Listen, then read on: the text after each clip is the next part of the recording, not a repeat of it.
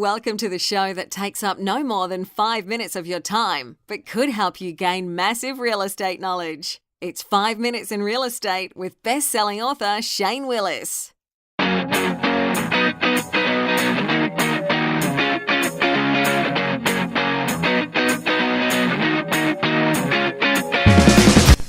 morning, this is Shane Willis, the Pensacola real estate expert, bringing you today's episode. I'm going to talk to you today about a report I received this morning when I got up.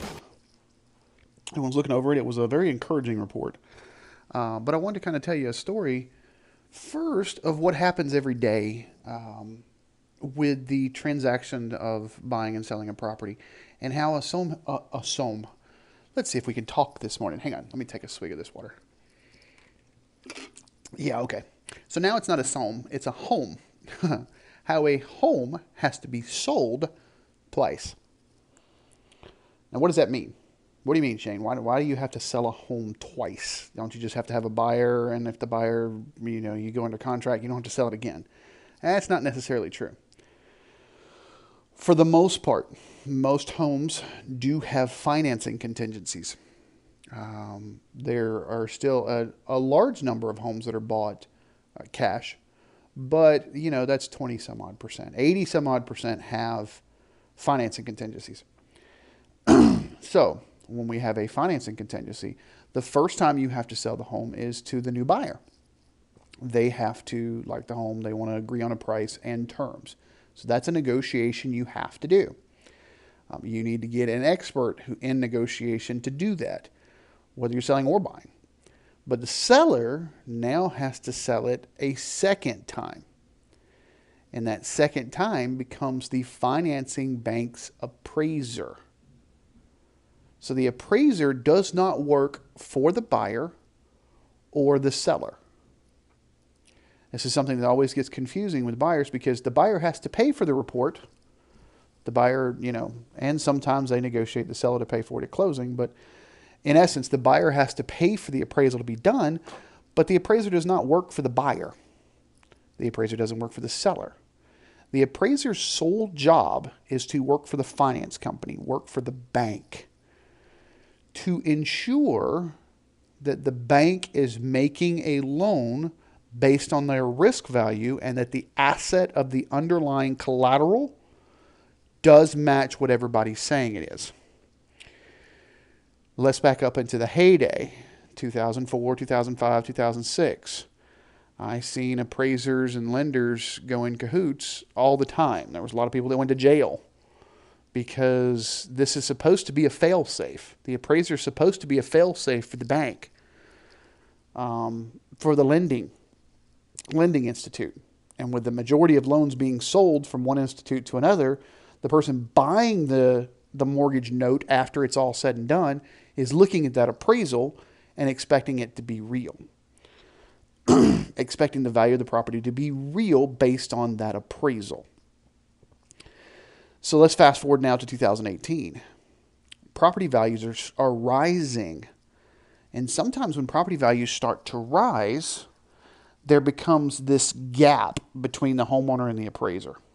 Okay, so the homeowner thinks their property is worth $250,000. But the appraiser can't find anything that justifies any higher than $240,000. Now we have a contract that says the buyer is willing to pay $245,000. But if the appraiser can't justify it, we can't sell that home the second time to the appraiser, and he comes in at $240,000, that could blow up a deal.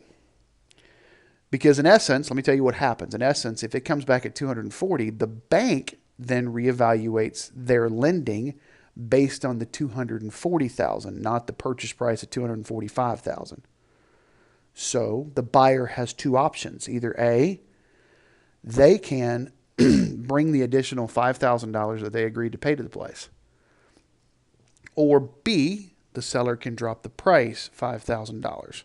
I guess the third option would be C, the contract would be canceled due to the financing contingency not being able to be satisfied because the bank is going to drop how much they're willing to lend based off a $240,000 appraisal now.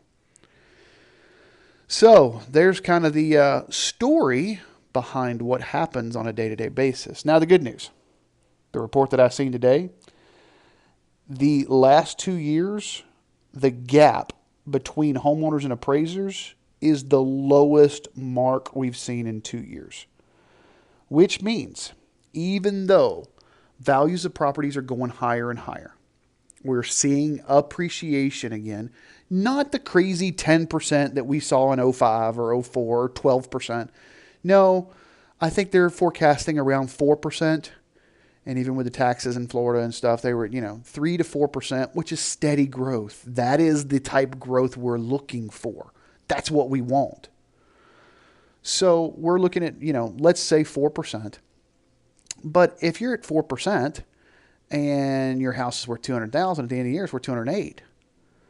So you go to refinance stuff, you may have more equity than you thought.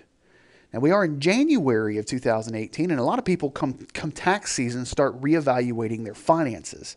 A lot of people look at retirement accounts, and I have a whole podcast on how you can use real estate inside of a retirement account. And a lot of people look at maybe refinancing to pull out some equity if it doesn't change their payment much. But with record low rates, we haven't seen a lot of refinances, although some have still. You've got record low rates right now, so sometimes that makes sense. But what this report said that was very fascinating to me was that people probably have, the majority of homeowners probably have more equity in their property than they believe they do. When I say that's flooring to me is, I've met quite a few people that think their $250,000 house is worth $400,000 because it's got a bigger front door.